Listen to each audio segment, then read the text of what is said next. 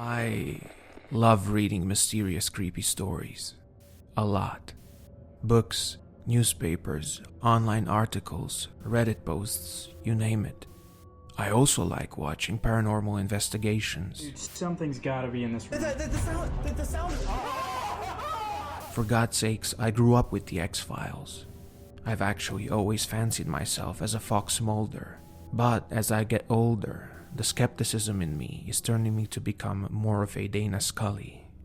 Anyways, I thought I would finally combine the two things, reading creepy stuff and my dream of becoming Special Agent Mulder, into one.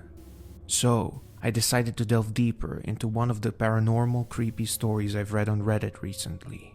And, instead of merely retelling it, I wanted to contact the subject of the story, ask the townspeople what they think, and critically analyze it, both from a standpoint of a believer and a skeptic, ultimately leaving it to the viewer to decide. This will be the story of how one Reddit user thought that her family was targeted by a demon.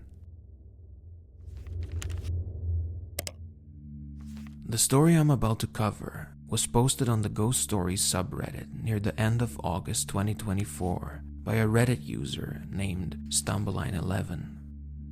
It is her recollection of events that occurred in her hometown of San Antonio, Texas, more than 20 years ago, around 1998, when she was about 13 years old. Now, after I read the story, I contacted this user to get a bit more details. So throughout my retelling, I'm going to jump through her text and my own digressions. She starts her story by describing the setting she grew up in. We lived next to a fenced and heavily wooded area behind one of our local YMCAs. Being that we lived in a large city, there was a ton of crime, and a few bodies had been found in these woods over the years of people who committed The forest she is talking about is located in the heart of San Antonio. It's this stretch of dense trees and bushes that is capillary spreading in the middle of the city. As she said, she lived a stone's throw away from these woods. I won't reveal the exact address of a childhood home that she gave me in private, but the woods were right behind her home. Anyway, she continues, we had an extremely religious Christian neighbor that my dad was close with, as they were both single parents. She told my dad that there was a demon that lived in these woods as a result of negative energy from all the violence those woods had seen. I wasn't allowed to go back there, but I still would. Never at night though, and the few times I did, I would hear footsteps behind me or feel complete dread the whole way home. I know this sounds silly, but even in a lit-up city, those woods were so dark. I get that woods are supposed to be dark, and what a stupid thing to say, but this was a different kind of darkness. I don't know how to describe it, except by saying they just felt evil. She wasn't alone in this feeling. Right after I read the story, I also posted a question in the San Antonio subreddit, wondering has anyone else experienced something paranormal and or creepy in this stretch of woods. One user commented that he never experienced anything outright paranormal, but he always had an uneasy feeling cutting through those woods, like someone was watching him and his friends. He added, I also remember there was an apartment unit where the whole building was caution taped off, but sometimes you would see someone peeking through the blinds. This user also mentioned that a friend whose house they would cut through the woods to reach used to say that the devil lived there, which is eerily similar to Stumbleline's Christian neighbor claiming that there was a demon in the same location. Oh, and by the way, this wasn't the only user commenting on the creepy, uneasy nature of these woods. So, to get back to the original story, after providing us with the setting of these woods, she continues by describing her family life. I did not have the easiest upbringing. My mom moved out of the state when I was 10. My dad was in a constant state of anxiety. There was always some kind of negativity or hardship in his life. My dad always owed money to somebody, and my brother and I were pretty much neglected, as all teens in the 90s seemed to have been. She then moves on to the creepy, paranormal shit. It first started with the reoccurring nightmares. A blackness would seep out of the woods like a fog. It would envelope me and drag me into the woods. I had this dream every night for months. My dad was convinced we were under attack, whereas I thought that it was just him and the neighbor freaking me out with their theories. One night, we were sitting in the driveway in my dad's beat-up old Volvo. My father and I were having an argument. I don't even remember what it was about now, but we were going back and forth, just being nasty to one another. And I'll never forget it, my dad said, "Every time we do this, we just feed this thing that lives out in the woods." I laughed at him. I remember saying something to belittle him, just can't remember word for word, but it was something that pretty much made fun of him and the thing in the woods. However, at that very minute, something started beating on the trunk of the car. It felt like two fists coming down on the trunk, over and over. We both screamed. It got harder and louder. At that moment, I threw my arms around my dad and I said, "I love you, I'm sorry." And he said the same. Almost like a chant it became. And as we said the words to one another, the blows to the trunk became softer and lesser until they disappeared altogether, and we were both in tears. Later, when he inspected the car, there were dents that looked like fists on the back of the trunk. I know the car was already beaten up to hell, but those were not there before. She ends the story with this short paragraph. "My dad has since passed away, but even if he were alive, he would never talk about this. The few times I tried to bring it up over the years, he shut the conversation down just as fast as it was mentioned. We moved shortly after that event. I still believe in my heart and soul that those woods have evil in them, and I live 3 miles away from them now. Sometimes I feel curious enough to try to go back and record something, but then again, I'm so terrified to even think about walking into those woods at night." Now, before I get into the analysis of the paranormal happenings in these woods, I have to first share a story I received in my Reddit inbox. I was contacted by a man who wanted to stay anonymous. He shared with me a story related to that same forest, almost as creepy as Tumbleline's, and along with her story, it will be a great overture to the analysis. This Reddit user can't exactly remember when this event took place, but it was somewhere between 2003 and 2005, so 20 or so years ago. He was hanging out with his small group of friends in that forest. There were 4 guys and 4 girls. They were actually heading to those woods because 4 out of those 8 wanted to smoke some in the forest, while the other 4, including him, stayed right outside of the forest waiting. Anyway, as they were waiting for the others, chatting, having fun, one of them noticed a small light in the bushes.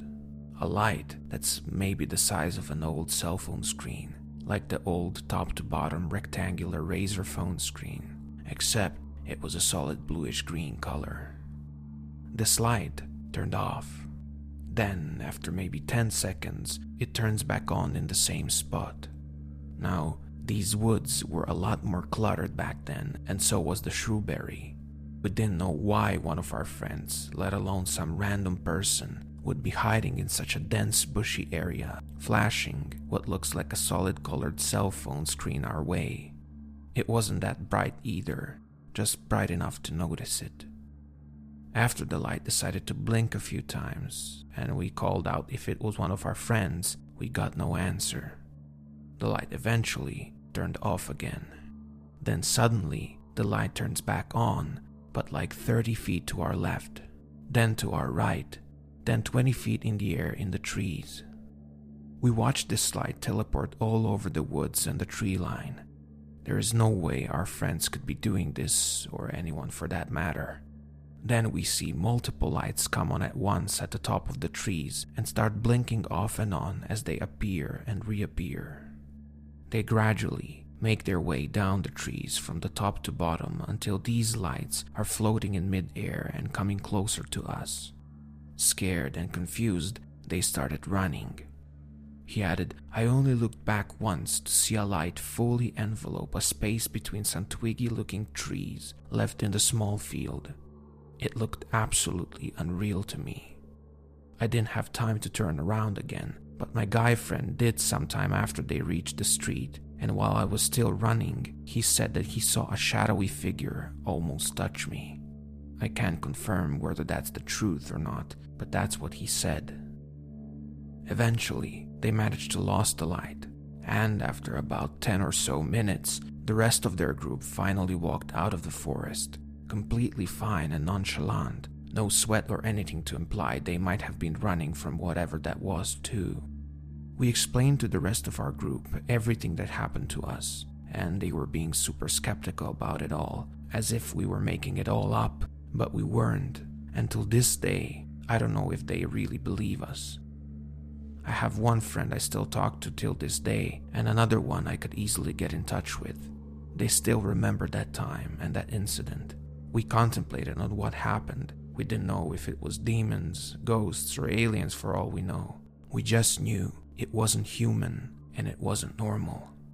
For what it's worth, I think there definitely is something out there. To begin with, let's state the obvious. It is possible that both of these stories are complete fabrications. Stumbleline 11, the Reddit user who contacted me in private, and all the comments on my Reddit post could be lies. Of course, that's always a possibility. However, I have no way of confirming whether they are telling the truth or outright lying. Instead, let's set aside the question of whether they are lying or not. We'll assume lying is a possibility, but one that we can't prove, and one that wouldn't make this video particularly long, analytical, or entertaining. The same goes for natural explanations. I consider myself a skeptic who is, though, open to the supernatural, but questioning natural causes behind these events, such as hallucinations, trauma, depression, or animals in the woods, would be just speculation, given that these events allegedly happened to two private individuals over 20 years ago, and, quite frankly, it would be a boring line of analysis. So, I'm going to approach this from the standpoint of a believer, knowing, of course, there are other non-paranormal explanations behind these events. So let's get into Stumbleline 11's experience. In her post, she concluded that the events were likely caused by a demon. However, if we delve deeper into paranormal literature and similar occurrences, I would argue that this seems more like the work of a ghost than a demon. Nonetheless, let's analyze both possibilities to reach a conclusion. Demons, in most religions and folklore, are considered malevolent, supernatural beings associated with evil, chaos, and harm. They are non-human, ancient, and inherently evil. In many religious traditions, demons are seen as servants of the devil, acting as his agents in spreading sin and tempting humans into immoral actions, and in extremely rare cases, they may even possess individuals. Ghosts, on the other hand, are disembodied human spirits. They are often believed to linger in places with which they have a strong emotional or historical connection, whether due to unresolved emotions or unfinished business. Unlike demons, ghosts can be either benevolent or malevolent. The reason why I believe this might be a case of ghost hunting is as follows. Demons are inherently evil, aiming to instill fear and cause harm. They are often drawn into people's lives through vulnerabilities, negative energies, or intentional demonic invitations. They are usually focused on the individual rather than a specific location or an object. Ghosts, in contrast, paranormal literature suggests, are more commonly associated with a particular area or an object, in this case the woods. The dreams Stumbleline 11 described and the anonymous Reddit user's experience with forest lights are also, according to paranormal lore, more likely to be linked to ghosts. Disembodied souls, especially in places where tragic events have occurred, often try to convey a message to the living, unlike demons who seek to torment and manipulate. The eerie car incident involving Stumbleline and her father also point to a ghost haunting rather than a demonic presence. Ghosts are known to attempt communication, and the thumping on the car hood could have been a message of some kind. In contrast, a demonic attack would more likely manifest in something psychological rather than physical. Whatever the truth may be, we can't know for certain. Setting aside my skepticism for a moment, my conclusion is that both cases are classic examples of ghost haunting, disembodied human souls lingering in limbo, traversing the dark corridors of the afterlife. Whoa, before you check out, I'd like to thank Stumbleline for allowing me to tell her story in this video. When I contacted her, she mentioned that these events only scratched the surface of her experiences with this forest, and she's considering writing a book about them. If she does publish it, I will link it in my comment and pin it at the top of the comment section for anyone interested in delving deeper into the eerie stretch of San Antonio woods. In the meantime, check out some of my older videos, and if you're interested in supporting my channel, consider hitting the like button and commenting on this video, and subscribing. It's a great deal actually, since it costs you nothing, and in return, I'll bring you more videos like this. Thank you for watching.